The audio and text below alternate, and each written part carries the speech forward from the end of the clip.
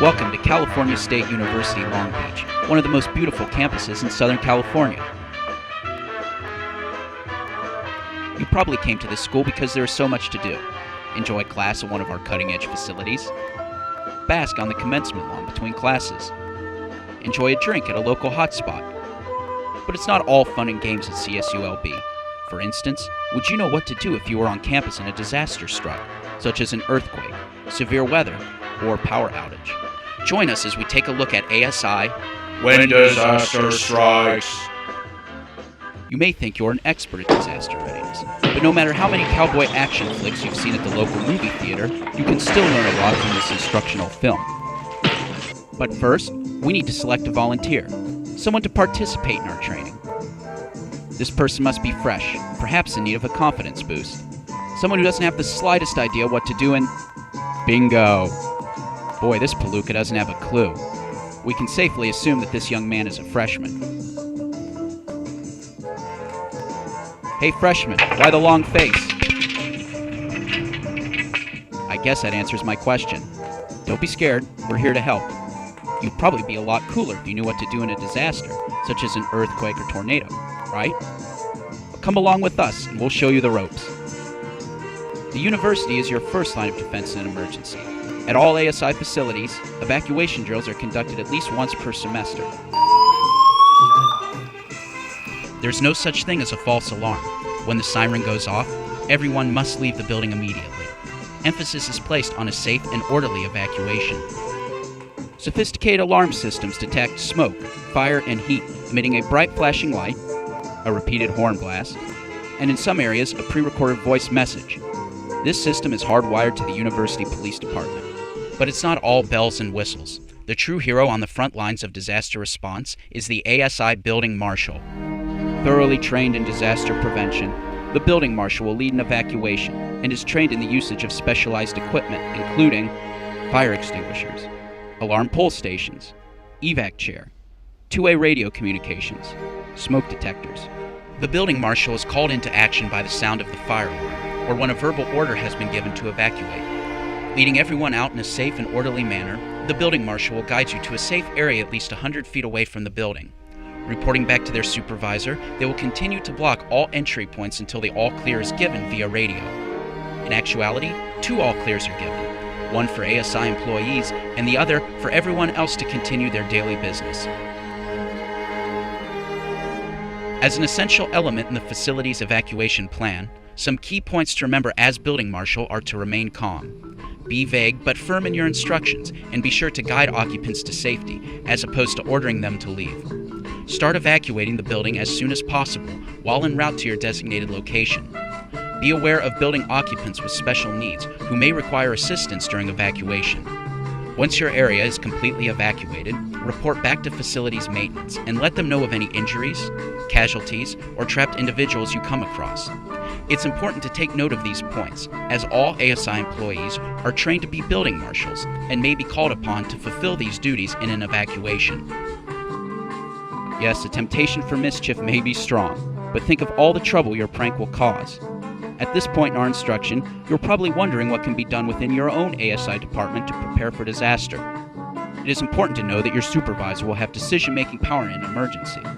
A predetermined location outside of the building will serve as a meeting point. In case someone doesn't make it out, the supervisor will immediately know who is missing and alert the facility staff. Your supervisor also serves as the emergency contact person, distributing information via the telephone. Hey, wait a minute. Wake up, mug. You think you can just sleep this one off? This information may save your life one day. Don't let me catch you sleeping again. Let's see how well you perform in various disaster scenarios. Our friend the Building Marshal will be here to assist you.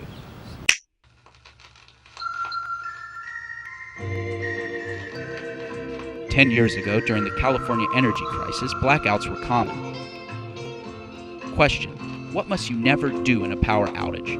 Is it A, call 911, B, use an elevator, or C, light a candle? Trick question. The correct answer is all of the above. First of all, lit candles are never allowed in ASI facilities for any reason. Secondly, never call 911 for a power outage, as you may be blocking the line for callers with real emergencies. Avoid using the elevators as well. If you notice someone is trapped or get stuck yourself, contact the USU facility staff and the university police immediately. At ASI facilities, phones will remain operational, and ASI will continue providing services to the best of our ability. Hazmat stands for hazardous materials. Many of these substances are stored in the student union and are potentially dangerous. In the case of a spill, well, what do you think we ought to do, Johnny? First, evacuate the area, then... Idiota.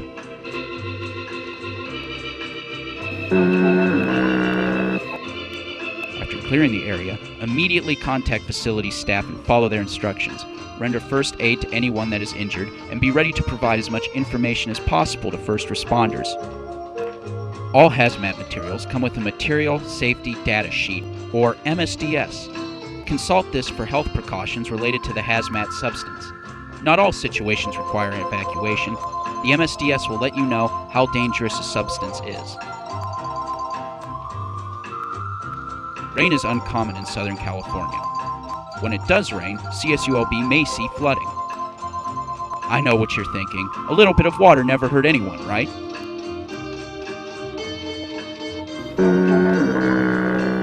If you come across a leak, do you A, grab a towel, B, grab a bucket, C, grab a slip and slide, or D, sit there and do nothing?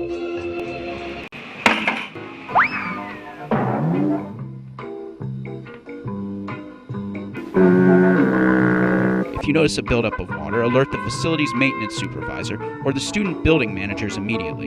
In the case of a flash or prolonged incident of flooding, the building will be evacuated and sections may remain closed until the area is safe to occupy. Not about to let a little rain stop you, eh, Johnny? Whoops. Very common to Southern California is heat, smog, and even wildfires. In all three cases, stay inside. Play some Pong. Listen to a record. Anything to reduce outdoor activity to a minimum. In the case of heat, be sure to drink plenty of water. If you feel yourself having breathing problems or nausea, seek immediate medical attention. Additionally, keep a lookout for others having these problems. For smog, the Air Quality Management District will notify campus if an alert has been issued for our area. Given the right conditions, CSULB can even experience heavy amounts of smoke and ash from nearby wildfires. Now, it's important for us all to remember that these tests are just simulations, no matter how realistic the simulation might be. One emergency for which there are no alerts is earthquakes. CSULB sits upon several major fault zones. A big one can affect campus and the surrounding area for months afterward. The first rule of earthquakes: if you are inside, stay inside. The majority of fatalities occur as people attempt to run outside. Your reaction is simple: drop, cover, and hold. Drop to the ground. If possible, get under a sturdy nearby object like a table. Cover yourself with your arms and legs, and hold on tight until the shaking stops. In the meantime, you may assist those who are injured, but be wary of aftershocks. Drop, cover, and hold is really your go-to in a number of situations. If you get caught outside in an earthquake, drop, cover, and hold away from any light poles, buildings, or trees. During severe weather, drop, cover, and hold along an interior wall away from any windows. Even in the event of an airplane crash or explosion, drop, cover, and hold away from any windows, as they have a tendency to shatter. At this point, we have been through a power outage, a hazmat spill, a flood, a heat and smog emergency, and an earthquake. And really, your training has just begun.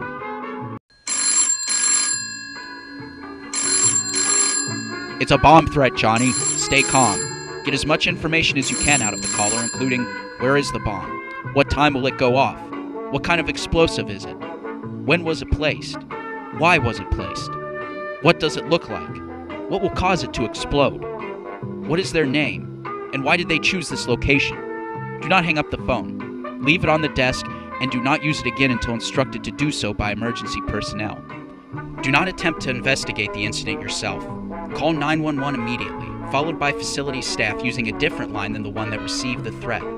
Be prepared to answer descriptive questions about the caller, including age, ethnicity, tone of voice, and any background noises that you might have heard. Do not turn any lights on or off, or use radios or cell phones. Anything that emits a radio signal may detonate the explosives. It is important not to pull the fire alarm in response to a bomb threat. If evacuation is necessary, the building marshal will spread this information in person. That was a close call, but now you're safely outside. But wait a minute.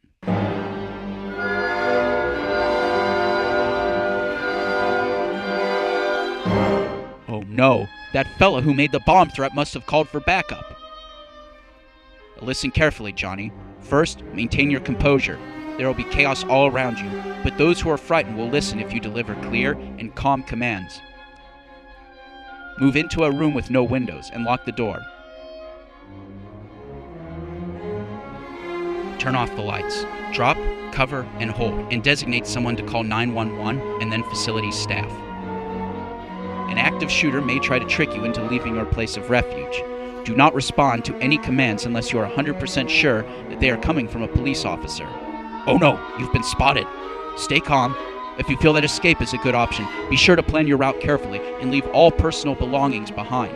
There could be other shooters, as well as law enforcement in the process of clearing the building.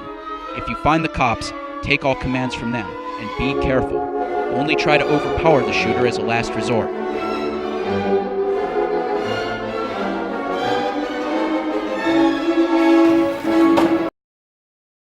Pass! Well, look at that. You did it, Johnny. You've passed your test. You're an expert in disaster response. Hot dog. And look at Mr. Popular over here. Thanks, Johnny. You're the best. Well, we'll save that for another day. In this film, we covered the role of the building marshal, evacuation drills, department-level disaster readiness, and individual training. Ultimately, at ASI, everyone is a building marshal and is trained as such. While the circumstances in this film are hard to predict, it is important to remain vigilant. As long as we prepare ourselves to do everything we can to survive, we will have done our part for ourselves, our friends, and for ASI. When disaster strikes.